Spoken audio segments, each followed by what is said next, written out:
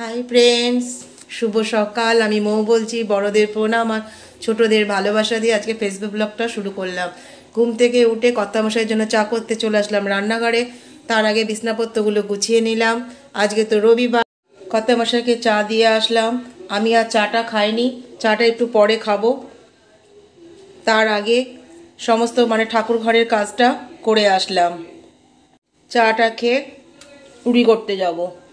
বন্ধুরা, কালকে তো বলেছিলাম মেলায় গিয়েছি, আবার একটা সিনারি কিনে নিয়ে এসেছি। চলো তোমাদের দেখাবো। এই দেখো সিনারিটা কেমন হয়েছে কমেন্টে জানিও। দেখো, আজকে আলু দিয়ে আর বেগুন দিয়ে তরকারি করেছি। আমার মেয়ের খুব একটা পছন্দ হয়নি, ছেলে ভালো খেয়েছে। আর এই দেখো সঙ্গে সুজি।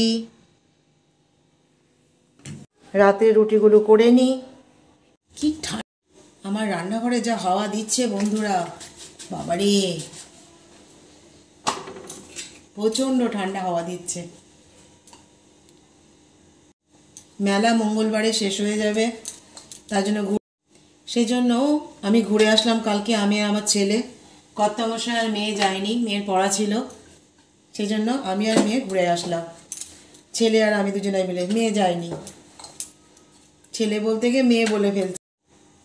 মামি আসবে সেই দুপুরবেলাতে। আমি চিকেনটা ধুয়ে রেখে দেবো, আজকেও চিকেন হবে।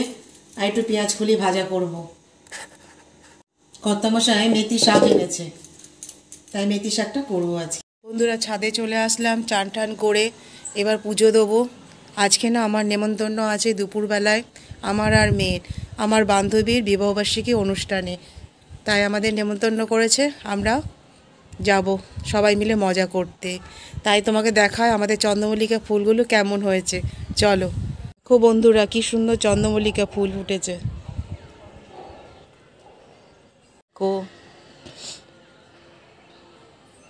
দেখো বন্ধুরা কত ফুটেছে। ছাদে এসে একটু রোদ পুইয়ে নিয়ে তবে ঠাকুর ঘরে যাব। তারপর নিজেকে রেডি হতে হবে পুজো করে।